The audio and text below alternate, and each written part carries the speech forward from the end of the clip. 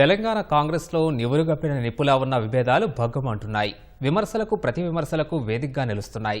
అధికారం చేపట్టి ఏడాదిన్నర దాటినా నియోజకవర్గాల్లో నాయకుల మధ్య ఉన్న విభేదాలను సమసిపోయేట్లు చర్యలు తీసుకోలేకపోతోంది రాష్ట్ర కాంగ్రెస్. తాజాగా మాజీ ఎమ్మెల్సీ కొండా మురళి వ్యాఖ్యలు ఉమ్మడి వరంగల్ జిల్లా కాంగ్రెస్ను కుదిపేస్తున్నాయి. గోషామహల్, ఖైరతాబాద్, గజ్వేల్, గద్వాల్, ఆలంపూర్, పటాన్చెరు, వనపర్తి వంటి దాదాపు 30 అసెంబ్లీ నియోజకవర్గాల్లో నాయకుల మధ్య విభేదాల పార్టీ శ్రేణులను, కార్యకర్తలను కలవరపాటుకు గురిచేస్తున్నాయి. రాష్ట్రంలో కాంగ్రెస్ పార్టీ అధికారంలోకొచ్చి ఏడాదిన్నర దాటింది. ప్రభుత్వం చేపట్టిన సంక్షేమ అభివృద్ధి కార్యక్రమాల్ని నాయకులు జనంలోకి సమర్థవంతంగా తీసుకెళ్లలేకపోతున్నారు.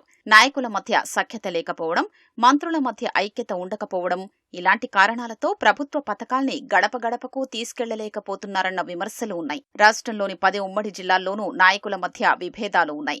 రాష్ట్ర వ్యాప్తంగా తీసుకుంటే 30కి పైగా అసెంబ్లీ నియోజకవర్గాల్లో వర్గ విభేదాలతో ప్రభుత్వ ఫలాలు ప్రజలకు అందడం లేదన్న భావన వ్యక్తమవుతోంది. సాధారణంగానే కాంగ్రెస్ పార్టీలో ప్రతి అసెంబ్లీ నియోజకవర్గంలో ఎప్పుడూ వర్గపోరు ఉండనే ఉంటుంది.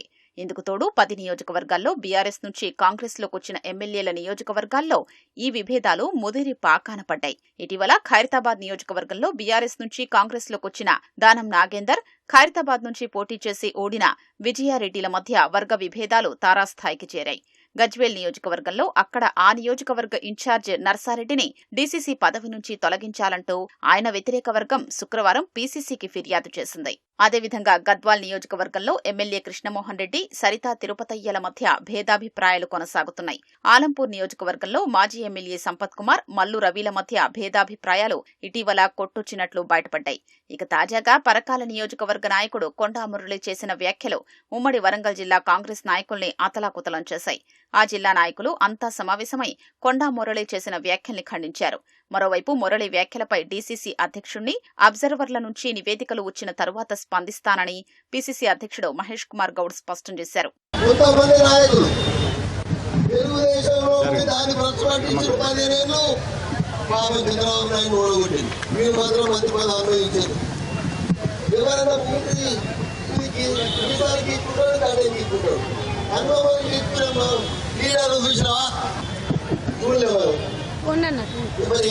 మీరు చూస్తే జరుగుతారు, వాళ్ళే వెళ్ళండి. పాపం కేటీఆర్ తప్పుదో పట్టించిండు, కేసీఆర్ తప్పుదో పట్టించిండు, అది నాశనం అయిపోయింది.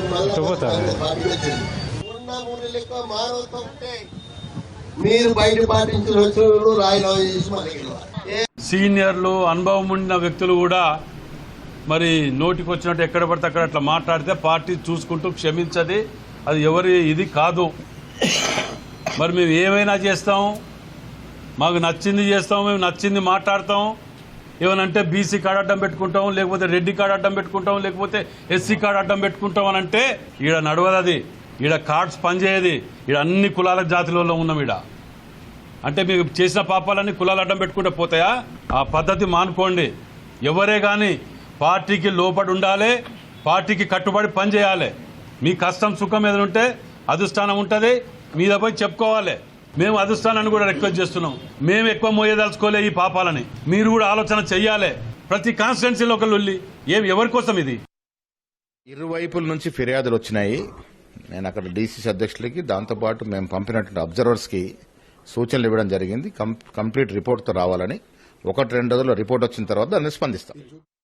కాంగ్రెస్ పార్టీలో స్వేచ్ఛ ఎక్కువ అని చెప్తూనే ఎమ్మెల్యేలు కానీ, మంత్రులు కానీ, ఇతర నాయకులు కానీ గీత దాటి మాట్లాడొద్దని పీసీసీ అధ్యక్షుడు సున్నితంగా హెచ్చరించారు.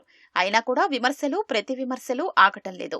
ఉమ్మడి వరంగల్ జిల్లాలో చోటు చేసుకున్న విభేదాలు అక్కడి భద్రకాళి అమ్మవారి బోనాల్ని తాత్కాలికంగా వాయిదా వేయాల్సిన పరిస్థితులకు దారితీశాయి. కొండా మురళి వ్యాఖ్యల్ని ఖండించడంతో పాటు ఆయన వ్యాఖ్యల్ని తప్పుబడుతుండటంతో మంత్రి కొండా సురేఖ కొందరి అభ్యంతరాల మూలంగా ఏకంగా దేవుని కార్యక్రమాలనే వాయిదా వేస్తున్నట్లు ప్రకటించే పరిస్థితి ఏర్పడ్డం గమనార్హం.